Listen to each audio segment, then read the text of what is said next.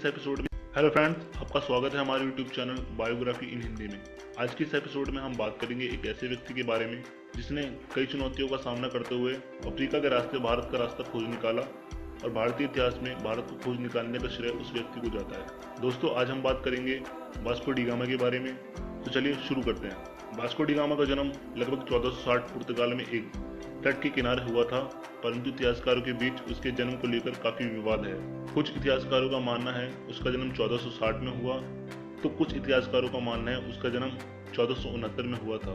Vasco D Gama के पिता Estevao da Gama Dom Fernando के यहाँ एक नाइट थे।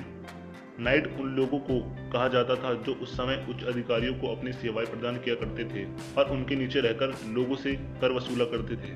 वास्को डी गामा की शिक्षा एबोरा शहर में हुई, जहां उन्होंने गणित और खगोल शास्त्र का विज्ञान लिया। सन 1487 में पुर्तगाल के राजा ने डियाज नाम के नाविक को अफ्रीका का चक्कर लगाने के लिए भेजा। वह पहला यूरोपियन नाविक था जिसने अफ्रीका के दक्षिणी तट से लेकर उत्तरी तट के पार तक की यात्रा की और बाद में वह नाविक भयंकर समुद्री तूफान से हारकर वापस पुर्तगाल आ गया।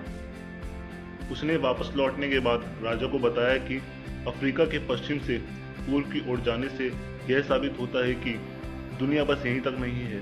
इसी बीच वहां के राजा मैनुअल के मन में एक विचार आया कि एक ऐसा ग्रुप यानी संगठन बनाया जाए जिसमें कि चार नावों को एक साथ भेजा जा सके, और इस संगठन का कैप्टन वास्को डी गामा को बनाया गया। वहां के कई लोग इस बात से चौंक गए कि आसपास की लड़ाइयों के अलावा वास्को डी गामा किसी भी समुद्री यात्रा पर नहीं गया था जिसका उसे अनुभव हो। आखिरकार 8 जुलाई 1497 के दिन 4 जहाज लिस्बन तट से रवाना हुए और वास्को डी गामा की पहली यात्रा प्रारंभ हुई।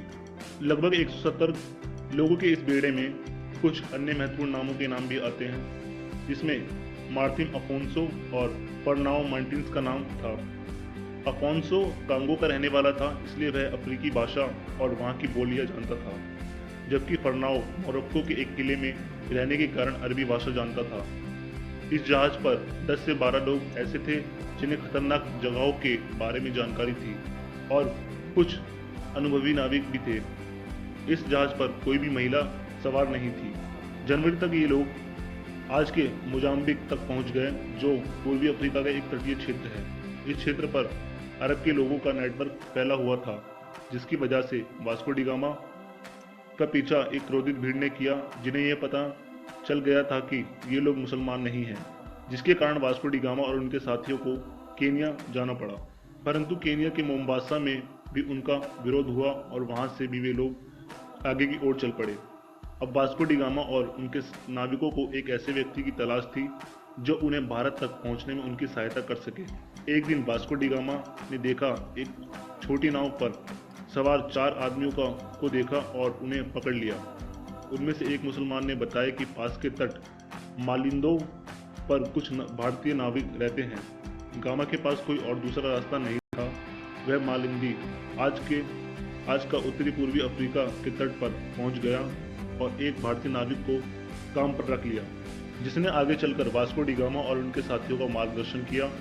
वास्को डी गामा और उनके साथी 30 मई 1498 को कालीकट केरल में पहुंच गए।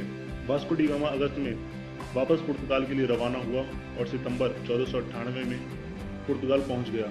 पुर्तगाल पहुंचने के बाद उसका काफ़ी अच्छी तरीके से स्वागत हुआ।